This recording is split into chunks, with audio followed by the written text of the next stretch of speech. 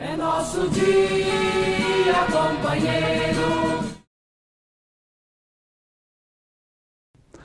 Bem, sou José Genuíno Neto, nasci no encantado Quixeramobim, passei por Fortaleza no período muito rico, durante 4, 5 anos, que eu iniciei minha militância política no PCdoB, e de Fortaleza, em 68, eu vim morar clandestinamente em São Paulo durante 1 ano e meio. De São Paulo eu vou para a preparação da guerrilha do Araguaia, no sul do Pará, sou preso, fico 5 anos preso.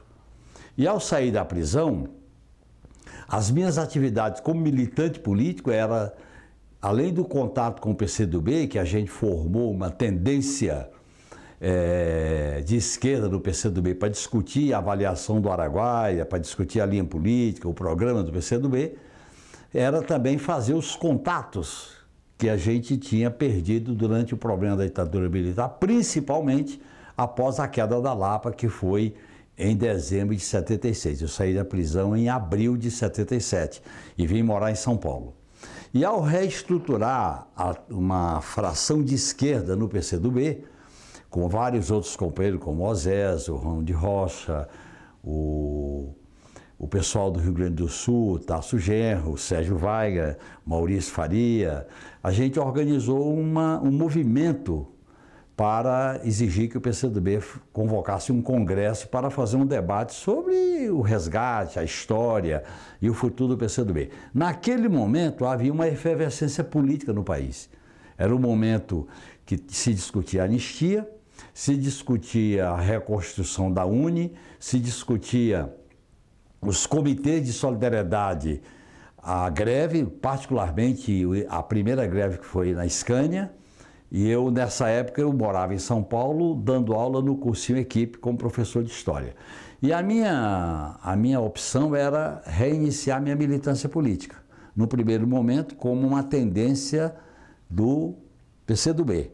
Depois de um certo momento, o PCdoB não convocou o Congresso, o PCdoB acabou expulsando aquelas pessoas que divergiam da linha política do PCdoB.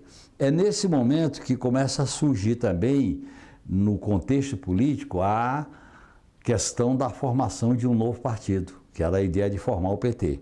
Em 78, que eu vim para cá em 77, em 78 eu fiz a campanha do Fernando Henrique Cardoso para senador, quando eu vi fisicamente o Lula. O conheci fisicamente, mas não tive contato nenhum. Os contatos que eu vou ter com ele é quando começa a fazer as reuniões no Hotel Pampas, de São Bernardo, para a criação de um novo partido. É nesse contexto que eu fiz as conexões no cenário político conjuntural, com a minha história política de vida, com a minha militância no período da guerrilha e no período pós-derrota da guerrilha, porque ficando 5 anos preso, a gente acompanhou na prisão toda a discussão política sobre o quadro que estava se desenhando no país. Quer dizer, a gente pregava que a ditadura só caía pela luta armada. E a ditadura estava fazendo uma auto-reforma, com a transição lenta, gradual e segura, e o MDB teve uma grande vitória em 74, na época que nós, presos políticos, defendíamos o voto nulo. É nesse contexto de debate que nós, como sobreviventes de uma geração que deu a vida pela revolução, pelo socialismo, pelo fim da ditadura, a gente procurava discutir o futuro. E havia muitas dúvidas sobre o futuro, mas a gente mantinha aquela ligação com a ideia de um partido revolucionário, de um partido que resgatasse a ideia do socialismo, a ideia de uma sociedade socialista e democrática. Isso marcou muito a parte final da minha presença na cadeia, que foi já de 76 para 77. Nesse contexto, ao sair da prisão, eu fiz 2 movimentos. Um era movimento com relação às famílias dos companheiros que morreram no Araguaia. Eu fazia contato, viajava, fazia reuniões para informar a esses companheiros que eram da geração 68 o que tinha acontecido na região do sul do Pará. E o outro movimento era os contatos políticos com os desgarrados. Tinha muitos companheiros e companheiras que estavam soltos pelo Brasil afora que vinha de 68, não foram presos, não participaram da guerrilha e a gente buscava fazer contato. Foi nesse contexto que eu inicio a minha relação, a minha aproximação com a experiência do Acre. Eu fui fazer um debate em Manaus, na luta pela reconstrução da UNE. Nesse debate, inclusive, eu fui saudado com um artigo no jornal A Crítica, do Arthur Vigílio Neto, uma espécie de homenagem à minha volta à Amazônia, apesar de depois de tudo que ocorreu. E nesta reunião eu fui pela livraria Zapata, que tinha aqui era uma sucursal em Manaus, e aqui era a Zapata, na Cesário Mota. E ao fazer, eles é que pagaram a passagem, eu me hospedei na casa dos donos da livraria, que era no mesmo lugar da livraria. E foi lá que eu reencontrei, sem planejamento nenhum, um companheiro que era do PCdoB, do Ceará, que estava clandestino há muitos anos, e ele apareceu lá para fazer o contato comigo, que era o Cardoso, conhecido no Ceará, em Fortaleza, como Parangaba. E aí conversei com o Cardoso, aí ele explicou o nome dele, dizendo que ia estar na palestra à noite e que eu precisava considerar que a legalidade dele era Cardoso, que estava estabelecido, tinha se formado com o nome de Cardoso, e ele circulava a Amazônia dentro daquela perspectiva que o PCdoB tinha, de ter pontos de apoio em várias regiões do país. Era na região da Amazônia, na região do Nordeste, inclusive na área lá que o Dom Fragoso tinha aquele trabalho na prelazia da região central do Ceará, e tinha contatos também no norte de Goiás, e eu encontrei o Cardoso por acaso. Eu não planejei encontrar com ele, aí encontrei com ele. Foi nesse encontro que ele disse que precisava conversar mais, a gente se encontrar, a gente conversar, e eu planejei uma ida ao Acre. Eu fui ao Acre antes de fundar o PT, antes de qualquer articulação definida. Eu fui com a ideia articulada com o Cardoso para fazer umas reuniões lá no Acre. O Cardoso já tinha contato com o Chico Mendes, o Cardoso já tinha contato com o Dom Moacir Grey, que era muito conhecido, né? A famosa prelazia Acre-Purus, muito conhecida, e já havia um certo movimento sindical no Acre, dirigido pela Federação dos Trabalhadores da Agricultura, que era o João Maia como presidente. Aí eu fui lá para fazer essa visita. Foi nessa visita que eu encontro o Chico Mendes, como dirigente sindical do Sindicato de Chapuri, que era vinculado à FETEC, né? E foi nesses encontros que eu visitei Chapuri, eu visitei Brasileia e fiz reuniões em Rio Branco. E durante a minha visita lá, eu fui sempre acompanhado, vigiado por um infiltrado da Polícia Federal, que o Chico Mendes conhecia. Porque o Chico Mendes ele tinha uma característica de conhecer tudo, ele era um cara detalhista, ele conversava demais, ele gostava de diálogo, e ele conhecia aquilo ali como a palma da mão. Aí ele me preparou, olha, tem um cara que está nos vigiando, está seguindo a gente. Quando eu fui para Chapuri, e o pessoal do movimento camponês queria discutir a guerrilha. Foi em Chapuri, no Sindicato Chapuri, que o Chico Mendes desbaratinou a conversa. A gente saiu porque estava na reunião um infiltrado da Polícia Federal que já fazia aquele controle do Acre. Foi a minha primeira experiência que eu vivi em Basileia, né? Aonde tinha o Wilson Pinheiro, que eu conheci o Wilson Pinheiro, fui para Chapuri e para Rio Branco. Foram os 3 lugares que eu passei uma semana viajando e tal. Foi nesse período aí que eu conheci só fisicamente a Marina, porque ela era estudante secundarista, tinha vindo do interior e era uma liderança que estava despontando, né? O PCdoB tinha uma certa força no Acre, né? Uma força que não era propriamente da ala dissidente que nós representávamos, mas a gente havia muito contato, né? Eu conheci nessa época o Gumecindo, eu conheci nessa época o Osmarino, eu conheci o Chico Mendes, conheci a Marina e cheguei a visitar o Dom Moacir, né? E ele até, na conversa com ele era muito solidário com a luta dos camponeses, com a luta dos estudantes.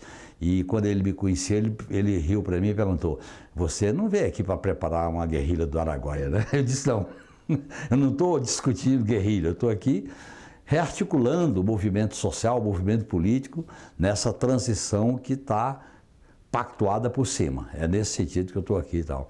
Então foi um contato muito interessante, porque a gente estabeleceu uma certa sintonia com o Chico Mendes nesse contato. Foi a partir daí que eu voltei ao Acre uma segunda vez, aí sim já com uma determinação do núcleo central do PRC, que vai depois ser PRC, ainda não era PRC, para discutir a relação militante com o Chico Mendes. E foi aí que a gente organizou esse processo de contato permanente e orgânico. Ao retomar a continuidade do contato com o Chico Mendes, eu me dei conta de que o Acre vivia uma experiência inédita. Primeiro que era uma experiência realmente popular, coisa que eu não conhecia. Da área popular eu conhecia o movimento da Caristia, da Zona Sul de São Paulo, eu conhecia como Comitê de Solidariedade as greves do ABC, e eu conhecia o movimento da rearticulação dos estudantes através da minha ligação com a Caminhando, que era a tendência do movimento estudantil sob a direção do Partido Comunista do Brasil. Então, me surpreendeu a maneira popular com que o Chico Mendes organizava o Sindicato Chapuri. E ele se colocou para mim como um militante comunista. Ele organizava o movimento sindical em torno da questão da defesa da selva para a sobrevivência dos trabalhadores. Quer dizer, foi a primeira vez que eu vi ele formular a ideia de que os embates e a ocupação dos castanhais e a preservação da floresta era em função da qualidade de vida e dos direitos sociais da população camponesa, porque não tinha outra maneira daquele pessoal sobreviver, viver e sem fazer aquela resistência. Aquela resistência tinha uma certa cobertura da Federação dos Trabalhadores da Agricultura, que era presidida pelo João Maia. O João Maia não fazia o que o Chico Mendes fazia, mas ele dava uma cobertura política. E aí ele expôs nessas reuniões o papel do que ficou conhecido como o enfrentamento e a resistência física, conhecida como os embates. Esses embates era de massa. Ele organizava, para viabilizar, tinha que ter um dirigente, tinha que ter um líder em cada região, em cada castanhal, porque o Chico Mendes não podia fazer isso ao mesmo tempo em vários castais. Então ele foi obrigado a criar uma organização que era ilegal, porque esses dirigentes dos castais não podiam ser conhecidos publicamente, porque seriam mortos no mínimo. Lá não se tratava de prisão, se tratava de morte, de liquidação. E ele organizou esses castanhais com líderes que representavam ele. Inclusive, até hoje tem um líder dessa época que mora em Chapuri, aliás, foi eleito vereador. No curso desse depoimento aqui, eu me lembro dele, né? Raimundão. O Raimundão era um dos líderes desse movimento dos castanhais. O Raimundão, me lembrei. Em Chapuri, tinha um trabalho popular da prelazia, dirigida pelo Dom Moacir, com os padres que davam todo apoio àquele movimento Chico Mendes. Inclusive, quando eu fui em Chapuri, eu me hospedei na casa paroquial onde moravam os padres. Tinha alguns padres da casa paroquial, não era só um vigário. E o Chico Mendes fazia esse trabalho, ele se dava muito bem com o Dom Moacir e com esses padres que cuidavam da paróquia de Chapuri, né? Eu visitei o sindicato de Chapuri, né? Fui na Câmara Municipal de Chapuri e nesse contato. Quando a gente começou a discutir com ele esse problema dos embates e o problema da organização, ele na prática dizia: o sindicato dá uma sustentação política, uma sustentação legal, mas a estrutura dos embates, tanto organizativamente como financeiramente, era algo paralelo. E ele fazia aquilo com muita habilidade, porque ele se relacionava muito bem com o que havia de política no Acre. Ele se relacionava bem com o pessoal, vamos dizer assim, a oposição via MDB, e se relacionava muito bem com a situação que era ainda da ditadura militar. Ele transava, ele se comunicava, ele era uma pessoa muito bem relacionada lá, e eu percebi isso, até porque ele me apresentou a essas pessoas. Eu conheci o João Maia lá nessa época, e eu vou reencontrar com o João Maia depois como deputado federal no primeiro mandato de Fernando Henrique Cardoso. E depois, no segundo mandato, aquela denúncia que atingiu o João Maia como deputado federal sobre compra de voto na emenda da reeleição. Então, o Acre começou a fazer conexões. E essas conexões eu materializei com a organização do Chico Mendes no Partido Revolucionário Comunista, o PRC.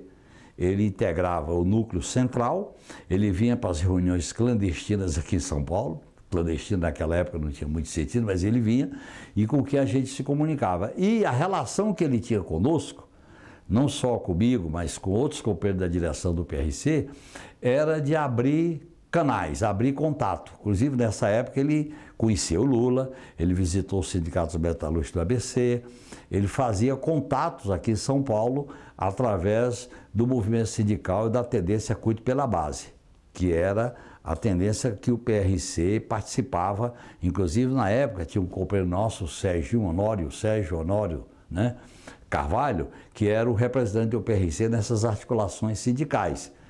Ele vinha com a Júlia, ele vinha, ora, com outros companheiros que lá da região, né, tinha estudante, tinha o pessoal da agronomia, e ele fazia essas articulações, né.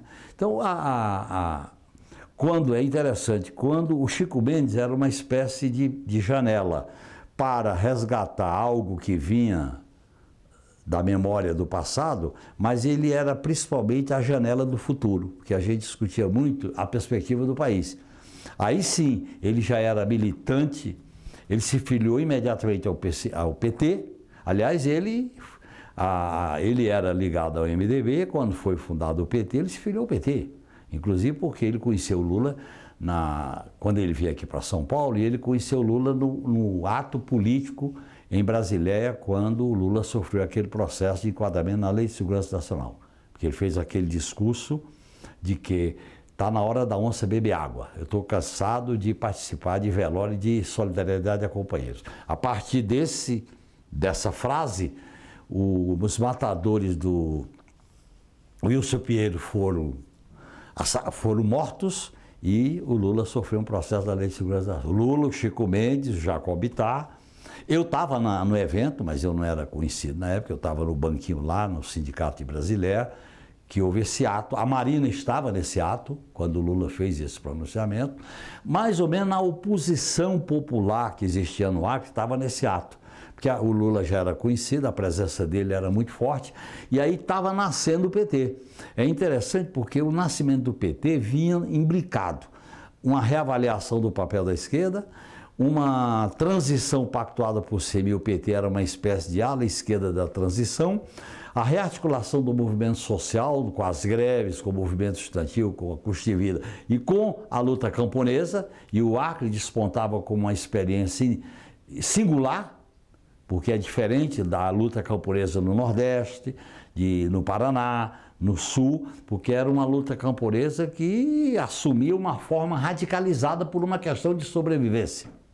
Até eu brincava com o Chico Mendes, eu disse: Chico Mendes, você está fazendo a revolução, está radicalizando por uma necessidade objetiva. E ele diz: aqui eu não preciso conscientizar os camponeses de que tem que fazer um embate, porque é uma questão de sobrevivência. A mesma coisa que ele discutia. Nessa época que eu conversava com ele não discutia a questão ambiental. Ele dizia: eu preciso da selva. E preciso da selva porque ela é a sobrevivência dos camponeses. Porque é a selva que tem os seringais. E isso é uma questão, tem que defender, porque se derruba a seringa, acaba a sobrevivência, a fonte de sobrevivência dos camponeses. Ele insistia muito nessa discussão permanentemente. E sempre que ele vinha aqui a São Paulo, com as pessoas do PRC, com que ele contava e fazia muitas outras reuniões, ele tinha um interesse de de fazer contato, porque o Acre era muito isolado, a visibilidade maior era o Dom Moacir, né, Greque, e ele procurava fazer contatos para o apoio à luta dos camponeses do Acre. Ele tinha uma determinação muito forte, uma convicção muito enraizada de que o futuro dele estava dependendo daquela experiência de defender a selva. Defender a selva por uma questão social, por uma questão de sobrevivência dos camponeses que ele representava como presidente do Sindicato Chapuri e a cobertura que a Federação dos Agricultores do Acre dava essa cobertura. E ele fazia um relacionamento público com a prefeitura, com o governador, com a igreja, para ele ter uma cobertura para fazer esse trabalho. Então isso era uma definição muito clara. E para mim, quer dizer, era uma coisa inédita aquilo ali, porque ele estava construindo uma coisa totalmente nova. Não era o padrão do movimento sindical rural, não era o padrão do movimento sindical urbano, dos metalúrgicos, não era o padrão do movimento da caristia, que eu tinha vivido a experiência da Zona Sul. Era coisa inédita, porque tinha uma forma radical a partir de uma bandeira que não era tão radical, que era manter a selva de pé, porque a selva fornecia o alimento para as pessoas sobreviverem. E eu acho que ele navegou muito bem nesse fio da navalha, quando a gente se entrosou muito. E aí teve a preparação da candidatura do Lula, de 89, eu fiz muitos contatos na época que eu era constituinte, inclusive na campanha das diretas, nós tivemos experiência de comício, tanto em Rondônia como em Rio Branco. Aí já havia um movimento político geral no país que incendiou a possibilidade de uma campanha de massa, e ele participava, quer dizer, então o Acre também sofreu os reflexos positivos daquele movimento que foi o maior movimento de massa até então da campanha das diretas. E aí eu visitei, aí eu fui eleito deputado federal em 82, visitei o Acre como deputado federal. Aí eu já era uma personalidade política conhecida, isso o Chico Mendes tinha todo interesse, porque dava uma cobertura a ele, como foram os comícios da campanha das diretas. Eu me lembro de uma caravana que foi por Rondônia, passando em Porto Velho, foi para o Acre, depois para Manaus. E aí o Acre foi se incorporando no contexto da luta democrática geral a partir da campanha das diretas. E nesse processo nós tivemos a experiência que foi muito discutida com o Chico Mendes, a experiência dramática da derrota das diretas no Congresso Nacional, da emenda da de Oliveira. Depois veio aí a derrota com a morte do Tancredo, que foi também um clima de frustração muito grande. Eu digo que o Brasil teve 3 frustrações: as diretas, a morte do Tancredo e o Plano Cruzado, que fracassou. O Brasil estava, vamos dizer assim, sofrendo 3 grandes frustrações, que acabou desembocando na Constituinte. Eu estou colocando isso aí para mostrar que no caso da Constituinte, que a gente participou de maneira muito forte, o PT apresentou um projeto de Constituição, tinha 16 deputados constituintes, nós fizemos, vamos dizer assim, o contato com as bandeiras que representavam a luta do Chico Mendes no Acre, que era a questão da preservação, a questão ecológica entrou muito forte na Constituinte, né? A questão dos povos originários entrou muito forte na Constituinte, e veja bem como é que são as coisas. Agora se discute com uma certa radicalidade o marco temporal, e eu me lembro que naquela época a gente discutia que não tinha sentido você discutir direitos estabelecendo uma linha do tempo. Não tem sentido. Você tem que discutir direito dentro de uma visão universal, pelo seu conteúdo e também pela sua história. Era a mesma coisa a gente discutir quem podia usar a selva, que era uma fonte de sobrevivência e de alimento para a população camponesa. A discussão veio nesse processo, na época da Constituinte, que a gente também... Aí eu vivi uma experiência de ter contato com o Chico Mendes pelo lado institucional. Eu tive o contato pelo lado clandestino e agora passava a ter pelo lado institucional. E aí veio a preparação do que foi o grande movimento pós-constituinte da campanha do Lula. Como você sabe, o Brasil atravessava uma crise muito profunda, que a Constituinte foi uma espécie de leito para onde as contradições caminharam. Mas a solução foi um deslocamento da velha elite, da velha classe dominante para novas lideranças. Não é por acaso que a disputa do segundo turno foi entre Lula e Collor, que não representava o status quo, deixando de lado Ulisses Guimarães, Aureliano Chaves, Mário Covas, Afif Domingues, etc. E o próprio Brizola. Então havia um momento político. O momento político eu chamo 88, 89. Era um momento, o Brasil, vamos dizer assim, desabrochou na Constituinte. Se discutia tudo, pressão popular sobre tudo, não havia tema proibido. E os movimentos sociais tiveram um protagonismo muito grande na Constituinte. Todos os movimentos sociais. Foi a primeira vez que surgiu uma discussão desse tema do marco temporal pelas populações originárias que entravam lá. Eu nunca esqueço que a cena que marcou muito foi no plenário da Constituinte, quando o Krenak fez aquele discurso de pintando a cara de preto, que ele representava exatamente aquele movimento. E aí eu tinha um contato institucional com o Chico Mendes nessa época, porque eu já tinha um contato clandestino, agora era institucional. Isso nos marcos da promulgação da Constituição de 88, e aí ele imaginava que a luta no Acre alcançava um outro patamar. Aquela luta de resistência localizada, territorializada, que era principalmente os embates, tinham que alcançar um patamar mais amplo, a partir dos direitos e das garantias constitucionais.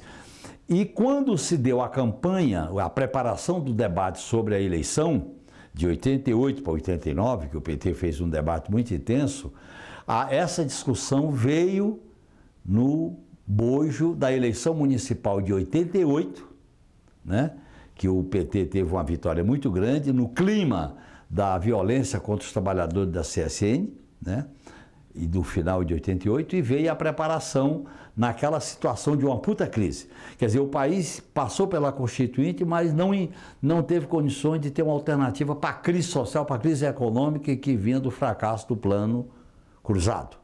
É neste contexto que a gente teve muito contato com o Chico Mendes. E ele procurava, veja bem, ele era uma pessoa muito antenada, e ele via que a luta do Acre não podia ficar isolada no Acre. Ela tinha que ter conexão com a luta mais geral do país. Por isso que ele teve uma participação significativa no Congresso da CUT. Quando ele vem aqui para o Congresso de Belo Horizonte, ele já veio com a ideia de uma espécie de documento sobre os povos da floresta, que ele queria apresentar como emenda. Ele foi para o Congresso com essa articulação, nós articulamos com ele no Congresso.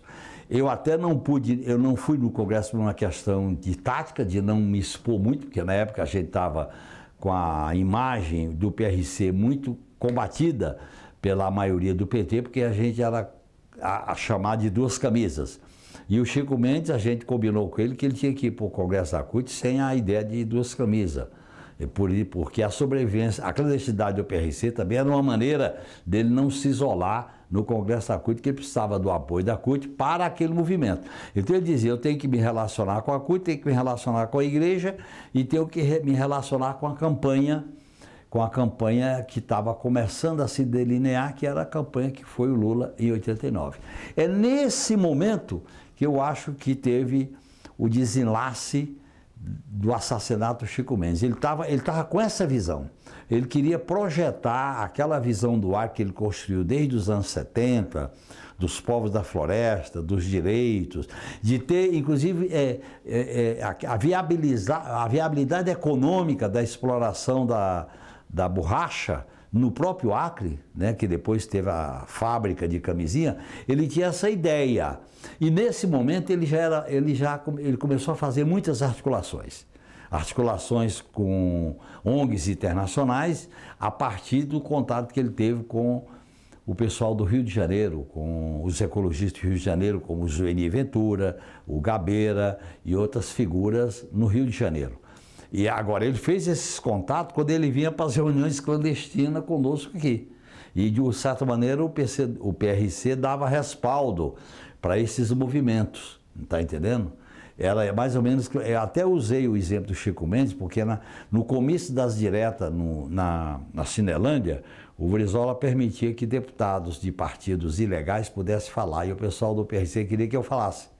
E eu recusei a falar porque eu dizia, eu sou do PT, eu era deputado do PT, eu não posso falar. E eu usei o exemplo do Chico Mendes e disse, olha, você tem que manter uma clandestinidade também por uma questão tática. Eu não posso romper com o PT, porque eu era o único deputado da esquerda, o único deputado que era ex-preso político, o único deputado que tinha essa marca.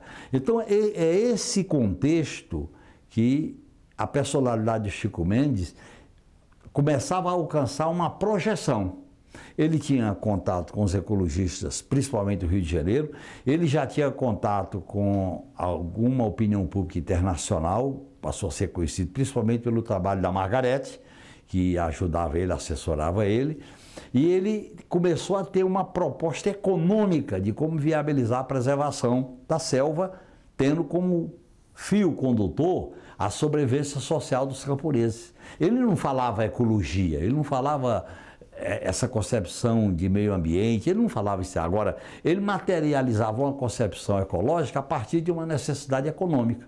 E era interessante como ele vinculava isso com a concepção que ele era um militante comunista, organizado, no movimento sindical, inclusive, e ele fazia intuitivamente uma relação com a questão social, a questão da defesa da selva. Ele falava muito da defesa da selva, inclusive porque o nome era Os Povos da Floresta. Esse conceito de povos da floresta tinha muito a ver com a floresta, com a defesa da floresta como fonte, né? Como recurso, com capacidade. E esse foi um processo muito rico, que era uma espécie de transição, de desabrochamento da experiência do Acre. Nesse desabrochamento, começa a entrar no Acre a experiência dos Vianas, que eram filhos do Acre, estudaram fora do Acre, mas começava a ir para Rio Branco com essa ideia de tratar a institucionalidade do Acre. É nesse contexto que o Chico Mendes é assassinado. Eu nunca esqueço que eu estava passando o final de ano em Itanhaém com a minha companheira e meus 2 filhos, né? E eles eram bem... Meu filho nasceu em 83, nós estamos em 88, tinha 5 anos, né? E a gente foi comer um almoço e ele se engasgou com camarão. E eu fui no centro de saúde para tirar o camarão. E quando eu passei na banca de jornal, eu vi a manchete sobre a morte do Chico Mendes. Quando eu vi aquela manchete, eu perdi o controle total, né? Aí eu disse, porra, não dá, tem que voltar, vamos embora. Aí misturou a morte do Chico Mendes, a manchete da Folha, e eu levar o Ronan, meu filho, com a Miruna, no posto de saúde. Aí eu fui lá com a Rio, que disse, eu tenho que ir embora imediatamente. A gente voltou do almoço, arrumou umas coisas, eu vim embora, e no dia seguinte eu viajei para Rio Branco, aí a gente já estava vivendo aquele ambiente todo, aquele clima todo, que era a gente estava vivendo a projeção do que o Chico Mendes tinha plantado, porque ele tinha uma visão muito ampla, ele tinha uma visão muito politizada. Ele era daquelas lideranças lá, o Raimundão, o Osmarino, depois a própria Marina. Ele já tinha uma visão de ampliar, de sustentabilidade política da experiência do Acre. Então foi essa experiência que a gente viveu muito intensamente. E ele era basicamente um militante de coisa concreta. Ele sempre, quando lia as resoluções do PRC, quando a gente indicava certos livros, ele sempre trazia aquilo para o concreto da experiência dele no Acre. E ele vivia intensamente aquela experiência. Naquela transição, que era dar uma institucionalidade ao projeto do Acre, que foi entendido pelos 2 irmãos Vianas, nós discutimos com ele a possibilidade dele ser candidato a senador na eleição de 90. A gente ia ter a campanha do Lula, o Lula iniciava uma campanha para marcar posição. Na nossa avaliação não estava a possibilidade dele ir para o segundo turno, era a primeira campanha nacional do PT, e ele ia se projetar nessa campanha para ser candidato a senador pelo Acre na eleição de 90. Então, o Chico Mendes é assassinado no momento que o projeto que amadureceu um pouco estava querendo dar um salto de qualidade. Esse salto de qualidade, sem o Chico Mendes, com a morte dele, foi levado pelos Vianas e pela liderança da Marina, porque a Marina foi candidata, se projetou como uma liderança nacional a partir do assassinato do Chico Mendes. Então, é interessante examinar esse contexto, porque a experiência do Acre tem uma vinculação, como se fosse o retrovisor de um carro e o para-brisa. Você tem o retrovisor da transição, você tem o retrovisor das experiências de guerrilha derrotada, você tem a reestruturação do movimento popular, do movimento sindical. O Acre entra dentro disso como uma experiência extremamente radicalizada, porque era o embate, pessoal, era peitar fisicamente. Era mais ou menos como a gente falava. O Acre faz piquete, como os trabalhadores faziam piquete para a greve, o Acre faz piquete toda hora para poder garantir a selva e o alimento deles que vem da selva. Então era uma coisa muito rica o debate que se fazia naquele momento. E aí o espaço para esse debate acabava sendo o PT, porque as tendências de esquerda, e na época a gente formava Tendência Operária Popular no PT, com os companheiros da DS, com os companheiros do MEP, do antigo MEP, e com alguns companheiros personalidade isolada, era uma maneira de projetar aquela visão, ainda não tão elaborada, representada pela liderança do Chico Mendes, pela acessibilidade que ele tinha. E como ele era muito habilidoso e a figura dele facilitava ele navegar e caminhar por todos os labirintos e por todas as brechas daquele momento. Por isso que eu acho que o assassinato do Chico Mendes e a classe dominante, consciente ou não, quando principalmente os mandantes, sabia do que estava em jogo para a construção daquele projeto. Sabia do que estava em jogo, o que significava a militância do Chico Mendes, o que significava a liderança dele, o que significava a possibilidade dele ser parlamentar e o respaldo internacional que ele já tinha adquirido e a articulação que ele fazia, apesar de várias tendências de esquerda que ele fazia dentro e fora do PT. Então eu acho que esse meu contato com o Chico Mendes foi muito rico, porque ele tinha uma visão antenada, ele tinha uma visão aberta para perceber todas essas conexões que a partir vamos chamar, a aldeia Acre, possibilitavam uma interconexão com o mundo, com o Brasil e com o processo de democratização que estava em curso e com a preparação da grande disputa que foi a candidatura do Lula. Quer dizer, nesta travessia, você tinha vários fatores que convergiam. Primeiro, a Constituinte representou uma vitória das forças progressistas. A direita saiu enfraquecida. É tanto que ela vai disputar a eleição, a velha direita, a velha classe dominante, com quadros que não se viabilizam, que era Aureliano Chaves, Ulisses Guimarães, Mário Covas, Afif Domingos, o próprio Leonel Brizola, não se viabiliza. Quem é que se viabiliza? Pela esquerda, o que vinha de novo, que era o Lula, e pela direita, o aventureiro Fernando Collor de Mello, que vai para o segundo turno. E aquilo ali inicia um novo tipo de polarização no país, na campanha de 89, aí vem o processo de crise, né? E a derrota do Collor no impeachment, e que produziu, veja bem, a esquerda dirigiu, a esquerda conduziu a CPI, conduziu a luta pelo impeachment, mas quem ganhou? Foi a nova direita representada pelo PSDB com o projeto neoliberal que elegeu Fernando Henrique Cardoso com o Plano Real e as reformas econômicas. Então, olha bem como é interessante esse momento da história do Brasil. Quer dizer, a gente assume, vamos dizer assim, uma certa vanguarda política das lutas sociais, das lutas populares, da luta das greves, de todos os movimentos. O que havia de novo no Brasil se relacionava com o PT. O Acre era novo. Para onde vai o Acre? Não vai para o PMDB, vai para o PT.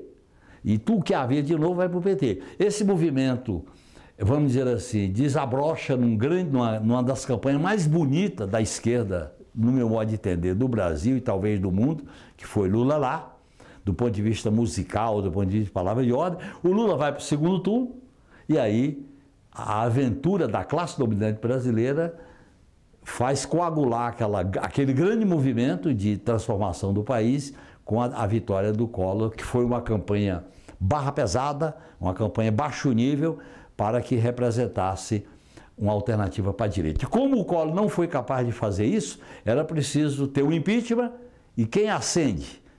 A classe dominante, a burguesia orgânica, com um projeto do Plano Real e com um projeto de derrotar o Lula. Eu nunca esqueço, nesta época eu tinha um contato permanente com o PSDB e defendia até uma aliança com os setores do PSDB. E eu tive uma conversa com o Fernando Henrique Cardoso que foi para mim muito rica, ilustrada. Eu conversando com ele, eu tinha a maior relação com ele tinha dúvida se devia ser candidato até a deputado federal, podia não ser eleito. Senador, ele tinha muita dúvida. Aí quando ele foi para o Ministério da Fazenda, ele chamou a gente para conversar, aí ele delineou os pontos do Plano Real e disse, o Lula estava com 44%, né? E aí a gente discutia como é que ia se dar a campanha, né? Se o PSDB topava serviço do Lula. Eu conversava isso com o Fernando Henrique Cardoso. Ele disse, olha, o PT não vai apoiar o ajuste fiscal, que era o Fundo Social de Emergência. Eu disse que não dava. E o Lula, o PT optou por um caminho de radicalização para ganhar a eleição. E ele disse, o ACM me procurou e disse que a condição para apoiar o Plano Real é eu ser candidato para derrotar o Lula. Aí eu digo, Fernando Henrique Cardoso, você vai derrotar o ABC? Para você derrotar o ABC, você vai para a direita. Aí ele disse, não há solução, é o centro de gravidade da política. O centro de gravidade me leva para a direita, assim como o PT vai à esquerda. O PT foi para uma campanha à esquerda, ele foi para uma campanha à direita e ele viabiliza o projeto neoliberal do país com as reformas econômicas. Neste momento, eu volto ao Acre. Neste momento, quer dizer, os Vianas se colocavam, o Jorge Viana e o Tião, ele já se colocava como uma alternativa institucional àquilo que o Chico Mendes idealizava, mas uma alternativa institucional nos parâmetros de uma conciliação, nos parâmetros de uma espécie de concessão. Não era o enfrentamento que o Chico Mendes desenhava, tá certo? Tinha que se viabilizar a alternativa econômica para os seringueiros e, ao mesmo tempo, projetar o Acre como uma experiência inovadora. Essa experiência do Acre, ela fazia contato com uma outra experiência na Amazônia, que era no Amapá, com o Capiberibe. E esses dois estados faziam conexões com aquele processo. Bem, na campanha eleitoral de 89, além de fazer campanha em Rondônia, que eu já era conhecido por causa da campanha das diretas, eu fiz campanha em Rio Branco, né, aí já era com os Vianas, e fiz campanha no Amapá, particularmente na cidade, na capital do Amapá, que era Macapá. E aí era a experiência do Capiberibe, uma experiência também inovadora naquela região. Eram os dois polos inovadores que apresentavam um projeto social, um projeto econômico de preservação da floresta. Eu acho que se a gente tivesse tido força, tivesse ganhado a eleição em 89 e tivesse tido força para fazer predominar na região amazônica a experiência do Acre e do Amapá, certamente a Amazônia não teria passado por essa tragédia do boi, das estradas, das queimas, de tudo desastre que aconteceu, porque era um polo alternativo. Só que aquele polo alternativo, ele não conseguia se viabilizar se não tivesse respaldo da União. É tanto que todo o movimento que o Jorge Viana faz, como prefeito e depois como governador, era estabelecer uma convivência política com o Fernando Henrique Cardoso para ter a garantia. Porque naquele momento começava a surgir o crime organizado que vinha dos assassinatos do Chico Mendes, dos assassinos do Chico Mendes, que veio depois com aquele negócio da motosserra, dos pistoleiros que foram perseguidos, presos e caçados. Veja bem, era a ligação daquilo ali, a ligação dos assassinos do Chico Mendes em 88, passando pela experiência de reinstitucionalização do Acre, né? Com a experiência do Amapá, com o Capiberibe, e aí precisava de um apoio nacional. Este apoio nacional nós conseguimos ajudar essa experiência do Acre no Congresso Nacional. O PT tinha uma bancada muito atuante, nessa época eu fui líder da bancada do PT. Quando veio depois a eleição da Marina para o Senado e o Jorge Viana para governador, e aí todo o movimento que se desenvolveu na experiência do Acre foi construir uma sustentação política mais ampla para derrotar o crime organizado. Por isso que daí veio a aliança que o pessoal do Acre, o Jorge Viana, a Marina, defenderam no Diretório Nacional para a gente aceitar uma aliança com o PSDB de vice do Jorge Viana, que era a gente chamava a Frente pela Vida. Era a Frente pela Vida, porque se não derrotássemos, havia um banho de sangue dos pistoleiros que estavam na ofensiva. Então é interessante como a história do Chico Mendes é um ponto de contato com o que eu já falei aqui, de uma resistência local, radicalizada, por uma questão de sobrevivência. Por uma questão de sobrevivência, ele busca universalidade nas bandeiras, como a defesa da floresta, porque era uma necessidade para a vida dos camponeses, e ele se insere no mundo e no Brasil por uma questão de sustentação política.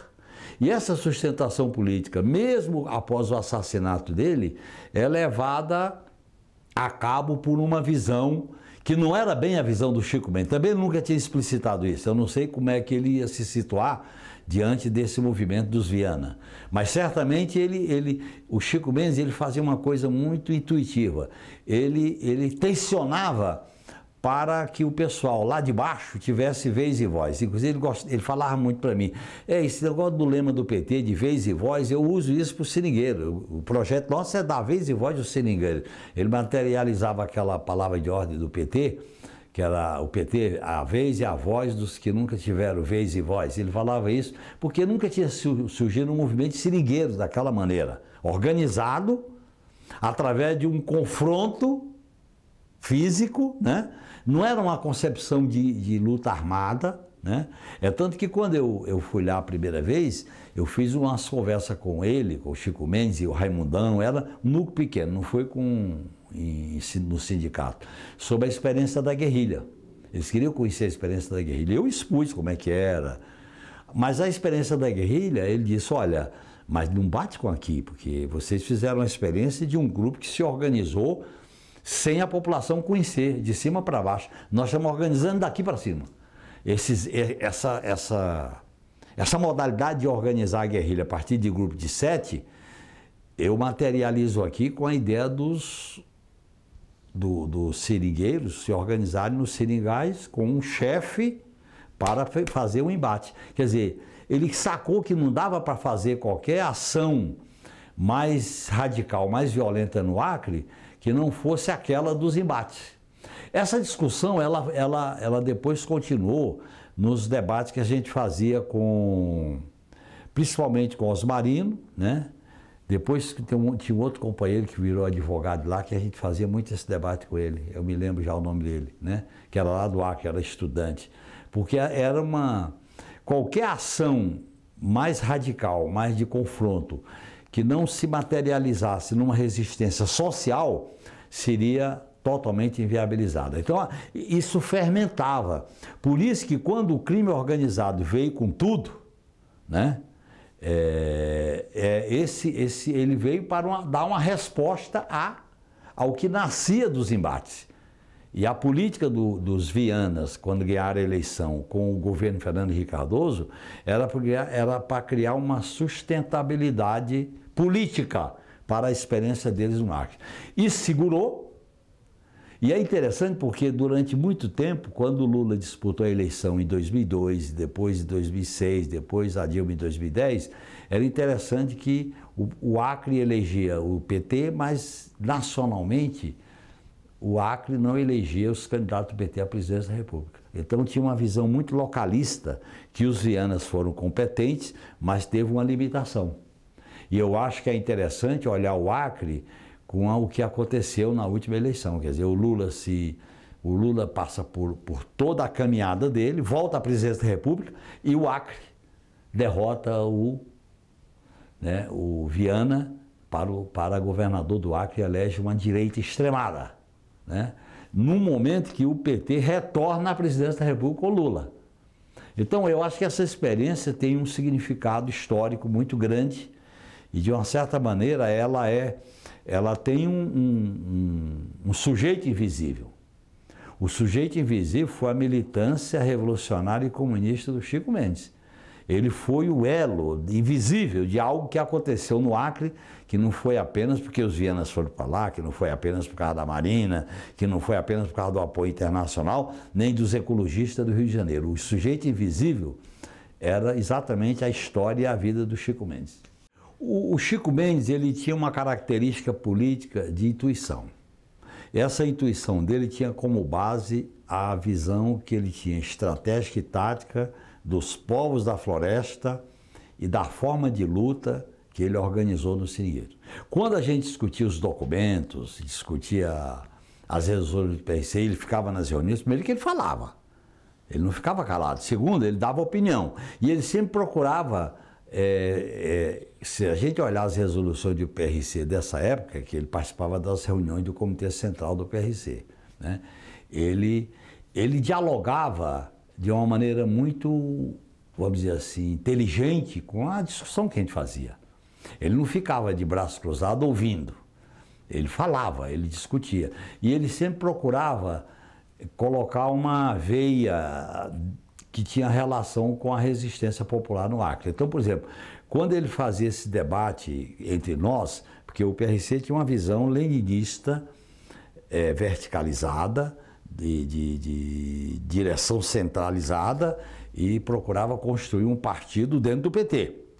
O PT, a gente dizia que era tático e o PRC era estratégico. Por isso que nós fomos o símbolo da ideia que o PT combatia, a maioria do PT combatia de duas camisas, né? E quando o PRC foi constituído, eu mesmo defendia que o PRC não fosse partido, fosse uma tendência comunista, em vez de ser partido, porque eu sempre ficava muito atento a essa ideia do partido dentro do partido. A minha cabeça não equacionava isso. E quando eu dialogava isso com os companheiros do PRC, e alguns companheiros eram muito abertos para esse diálogo, outros eram mais dogmáticos, o César era mais dogmático, o Ronda era mais dogmático. Mas, particularmente com o pessoal do Rio Grande do Sul, a gente tinha abertura para dialogar sobre isso. Assim como o Maurício Faria aqui de São Paulo, que a gente defendia a tese de ser uma espécie de tendência do PT, uma tendência comunista e revolucionária do PT, que era um pouco a experiência do MEP, que era o Movimento de Emancipação do Proletariado, que tinha o jornal O Companheiro. Mas essa tese nossa foi derrotada. E eu dialogava sobre isso com o Chico Mendes. A gente dialogava, ele percebia, porque como ele tinha uma vertente muito prática no sentido da sobrevivência sindical, política e social numa região marcada pela pistolagem, pela violência, por tudo, ele percebia que não dava para ter uma tática de isolacionismo. Por exemplo, não dava para a gente comprar uma briga com o PT. Isso ele percebia. Não dava para a gente se confrontar com a estrutura sindical hegemônica no PT. Nessa visão dele, a gente dialogava muito porque o pessoal do Rio Grande do Sul, particularmente o Adelmo Genro, irmão do Tasso Genro, ele foi vereador pelo MDB de Santa Maria. Quando o PT foi fundado, ele era vereador pelo MDB de Santa Maria. Então ele tinha essa visão ele tinha uma visão muito taticista do PT, porque na concepção dele o Partido Revolucionário Leninista era fundamentado na teoria que ele atualizava permanentemente, que era a leitura que ele fazia do Lukács. E o Adelmo, ele compreendia essas nuances dentro de uma visão estratégica, porque ele tinha uma elaboração mais sofisticada, uma elaboração mais rica. E é tanto que quando vem para São Paulo, que eu conheci, vieram 3 quadros importantes do PRC do Rio Grande do Sul para São Paulo. Foi o Tzic, que integrava o comando do PRC, que ele era menos teórico do que o Adelmo, mas era muito afinado com essas ideias táticas de a gente não ficar isolado.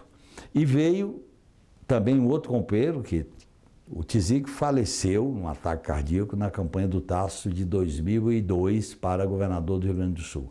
Veio também o Aldo Fornazieri, que tinha uma visão mais estruturalmente, teoricamente dogmática, né? Que veio para São Paulo. E um terceiro companheiro, que é o Serginho, que trabalhava comigo no mandato, e era interessante porque o Serginho passou a ter muito contato com o Chico Mendes, porque ele era uma espécie de, vamos dizer assim, representante do PRC, o assistente do PRC, na CUT pela base, na articulação sindical. Ele, inclusive, estava presente no congresso da CUT Belo Horizonte, quando ele acompanhava o Chico Mendes naqueles movimentos que o Chico Mendes fazia para não se isolar no congresso da CUT. Então, o PRC tinha quadros com muito preparo intelectual, tinha quadros com uma experiência de elaboração, que escrevia artigos, livros, revistas. Agora, a gente estava buscando um caminho de não ficar isolado. E a gente enfrentava uma contradição que era estar no PT, mas, ao mesmo tempo, a gente fazia as críticas às limitações do PT, principalmente no terreno da estratégia e da teoria. Então, era uma contradição que eu sentia ela na prática, porque eu dentro do PRC, eu defendia uma visão mais pró-PT, mas quando eu ia para as reuniões do PT, eu era criticado por ter duas camisas. Aí eu disse uma vez que eu era minoria no PRC, era minoria no PT, era minoria na sociedade e minoria na família. Então foi uma experiência também muito rica nesse processo, e para mim eu acho que dos companheiros que formaram o PRC, e vários quadros do PRC tiveram, vamos dizer assim, militância política, cada um ao seu modo, mas se projetaram, seja o Tasso como governador, seja o Maurício aqui em São Paulo como vereador, seja o Ronald que reestruturou o Partido da Reconstrução Comunista, seja as revistas que a gente publicava. No meu caso, eu fui deputado constituinte com base na linha do PRC. A gente entrou na Constituinte para marcar a posição.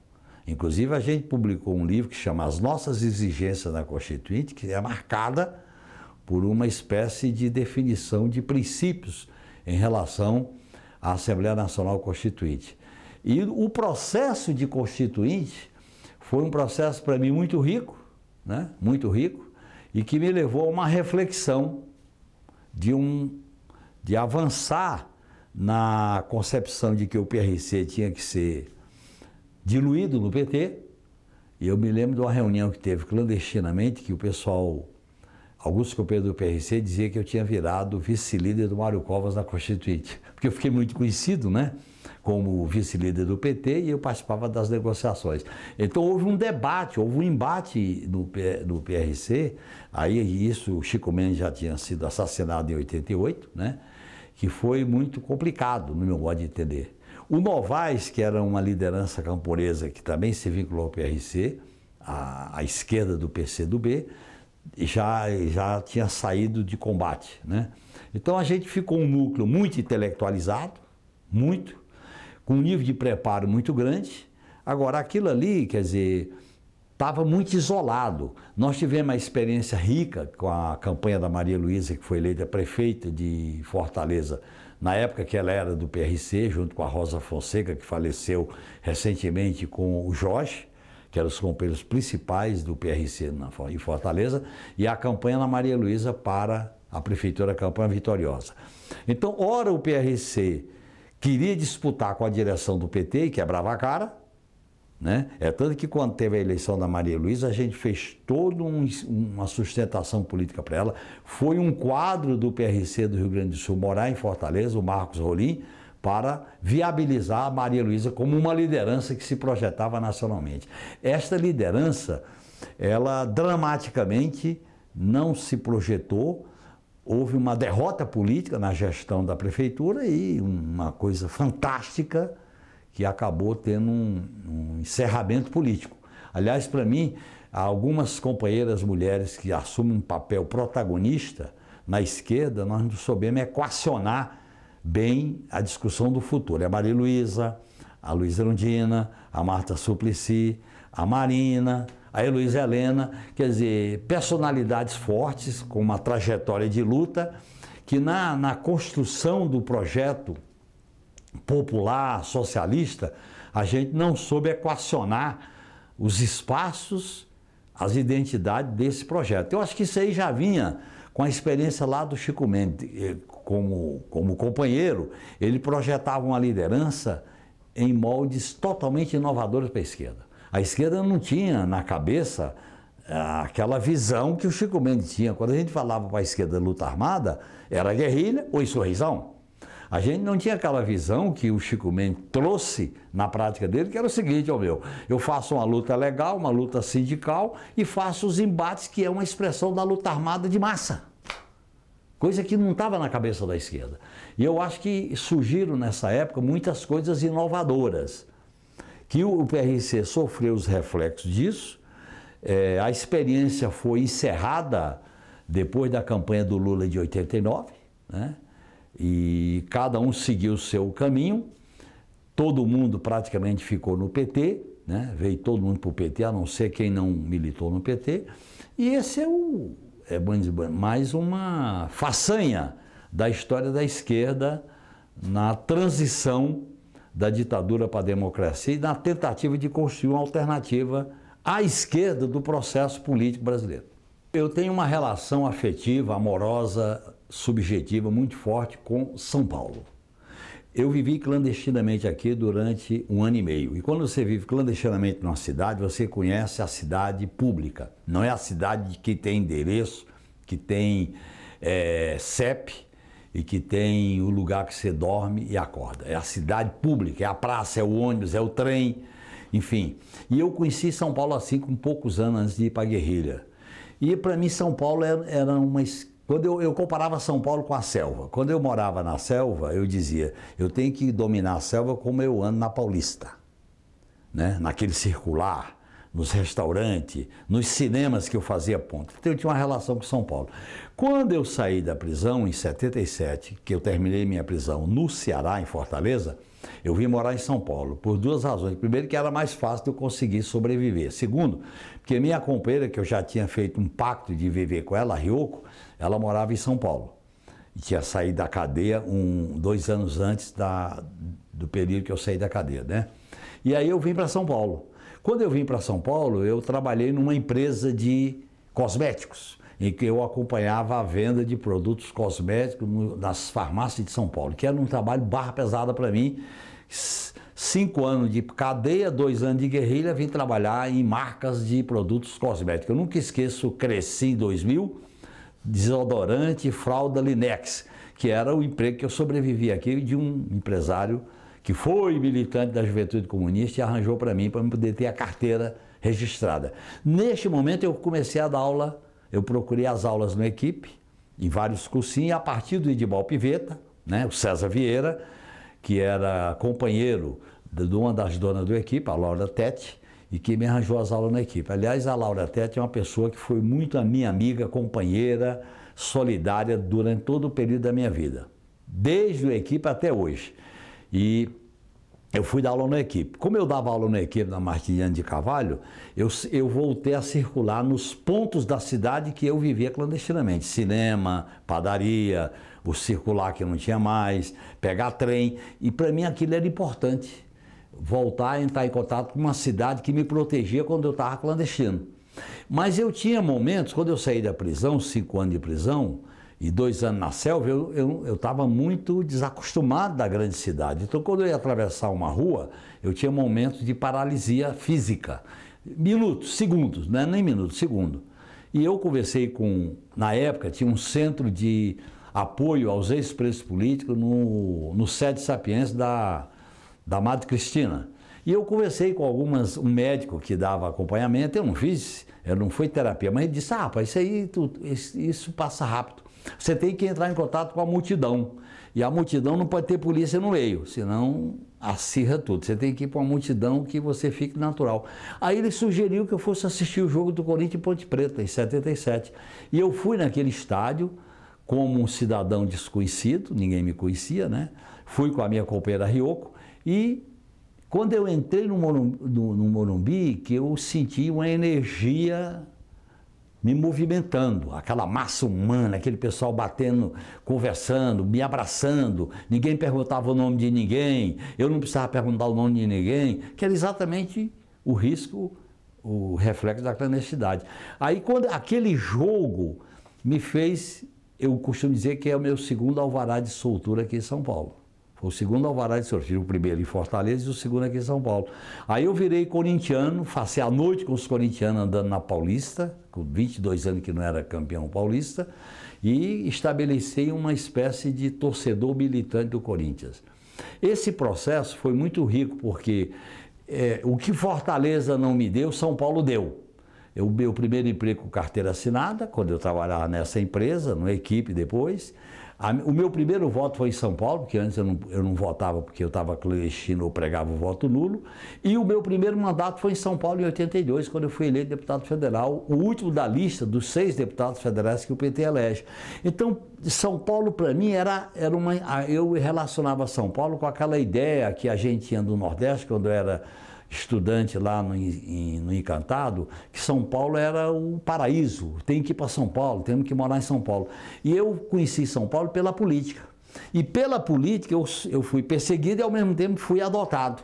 E essa mistura veio Corinthians, veio campanha eleitoral, veio a filiação ao PT, veio Lula e veio o momento áureo, que foi a minha candidatura a governador de São Paulo, que eu fui o único aí para o segundo turno. Então, eu estabeleci uma relação muito forte com essa cidade. Inclusive, quando eu fui violentamente atacado injustamente no episódio do Mensalão, uma das coisas que mais me atormentava era se eu fosse hostilizado, rejeitado em São Paulo. Podia acontecer em qualquer cidade, mas São Paulo não, porque eu tinha um amor por essa cidade que me protegeu na clandestinidade, que me recebeu na abertura, me deu o mandato, eu fui candidato a governador e eu virei afetivamente um paulistano, com Corinthians, com a família, que meus filhos nasceram aqui, com o cursinho, que eu dava aula em cursinho, e eu conhecia as entranhas de uma cidade que é uma espécie de Brasil concentrado aqui em São Paulo. É nesse episódio que marca a minha relação afetiva e amorosa com essa cidade. Nessa minha trajetória política, eu fui estabelecendo pontes com várias experiências concretas. Eu já falei bastante da experiência concreta do que foi minha relação com o Acre, com o Chico Mendes, da minha experiência concreta da relação com São Paulo, da minha experiência concreta na preparação da guerrilha quando eu era camponês com outro nome, tinha experiência de trabalhar na roça, e a minha experiência, que foi muito dilacerante, que foi a prisão. E a minha prisão foi uma espécie de corte cirúrgico entre eu e os rompeiros que deram a vida na guerrilha. E para mim, aquilo ali marca profundamente, porque é uma avaliação que envolve vidas, companheiros e companheiras com quem eu convivia no movimento estudantil, no Congresso da UNE e depois na experiência da guerrilha. Então a experiência da guerrilha, ela teve várias marcas para mim que ficaram, se eternizam nesse processo de autoavaliação. Uma delas foi a minha prisão.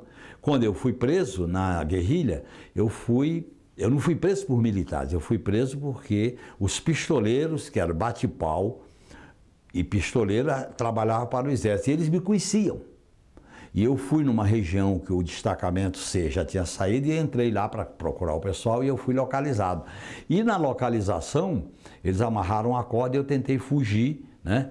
E caí numa empuca, que é um monte de árvore caída, e não consegui me livrar. E nesse momento eu tive um tiro que pegou de raspão no braço, e furou a camisa, que eu estava, a camisa de brinho, né?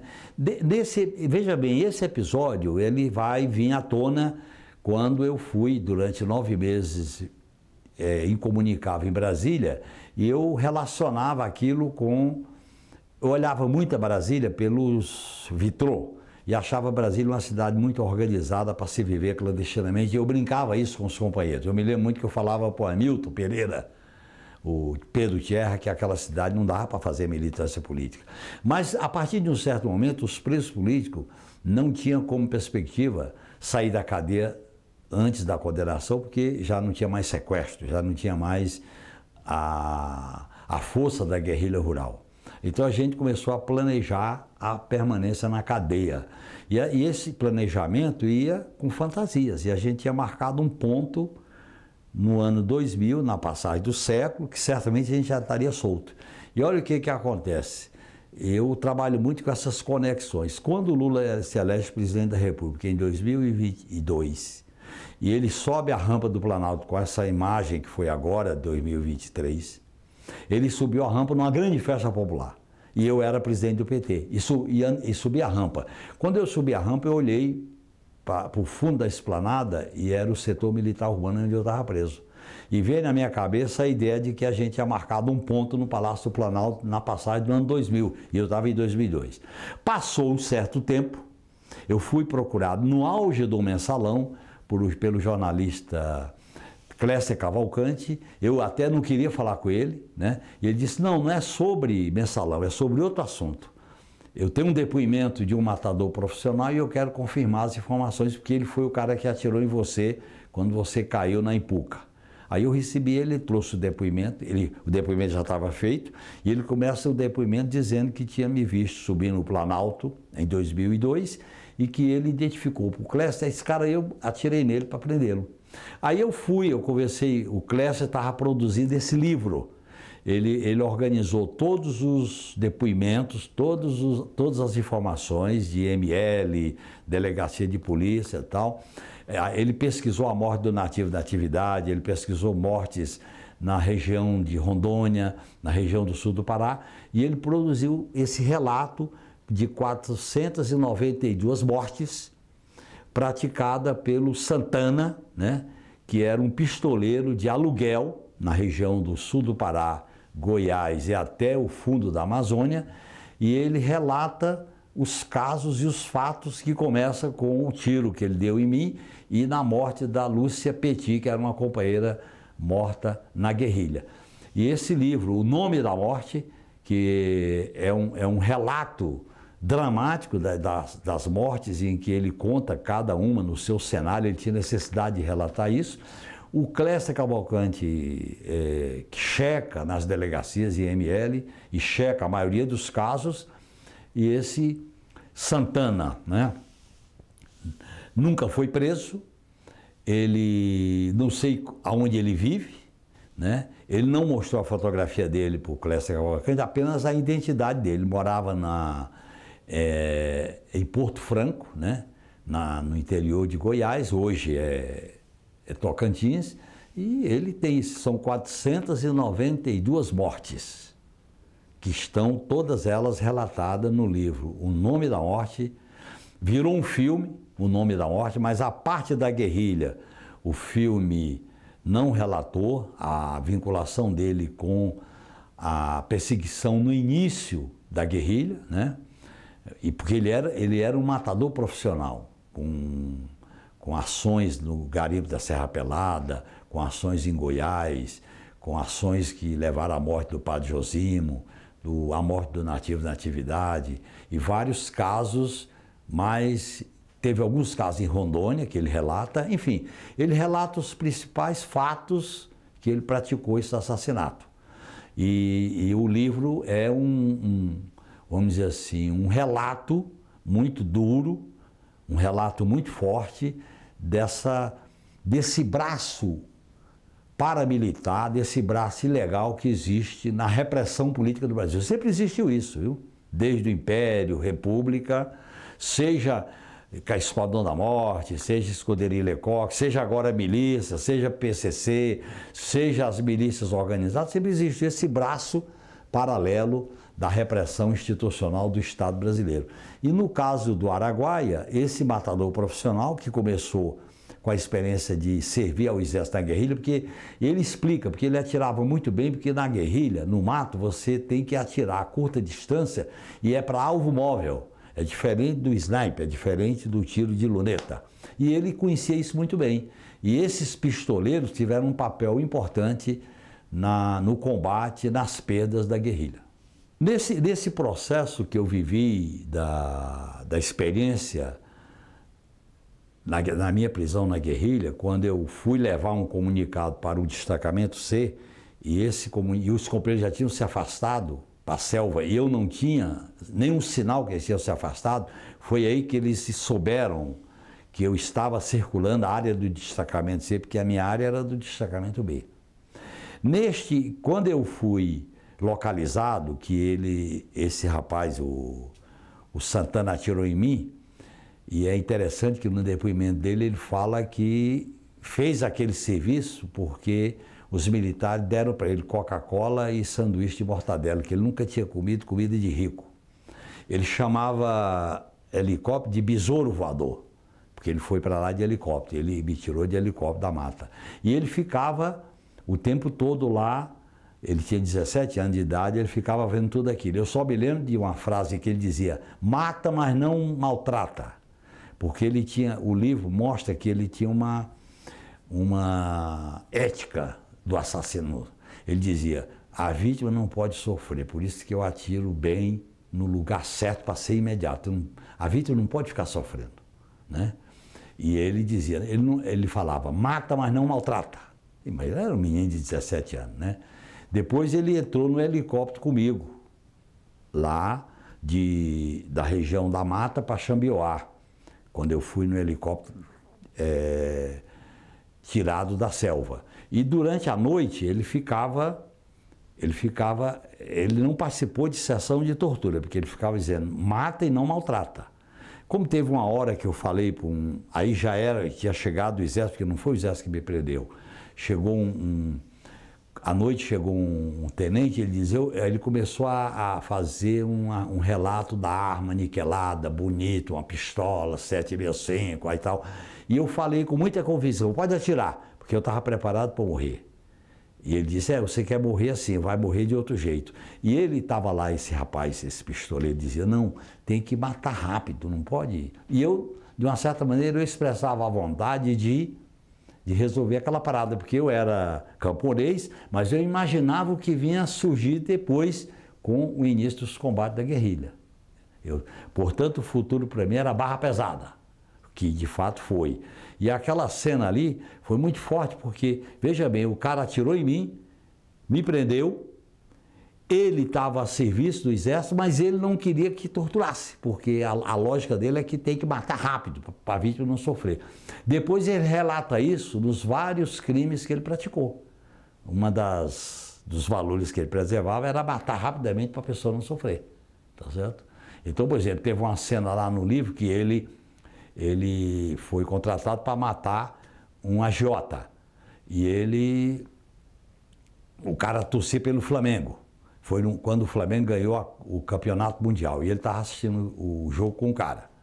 Aí ele gritava: Flamengo, Flamengo, até morrer. Ele mandava o cara cantar. E o cara se embriagou, e ele abraçava o cara e disse: vamos até ali. Aí ele disse: esse aqui eu faço rápido.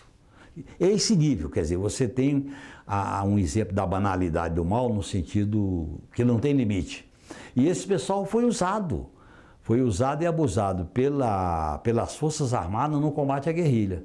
Teve pistoleiro que botou veneno em comida de companheiros, teve pistoleiro que atirou em companheiros e matou, como ele matou a Maria Lúcia Petit. Enfim, vários casos dramáticos que a gente sabia quando eu estava preso, sendo interrogado sobre esses fatos. Então esse livro, O Nome da Morte, que virou um filme, mas exclui a parte da guerrilha, é um retrato dessa violência ilegal paramilitar que serve ao Estado, é empresariada pelo Estado, é contratada pelo Estado para fazer aquilo que às vezes a coação legal tem certos pruridos de fazer.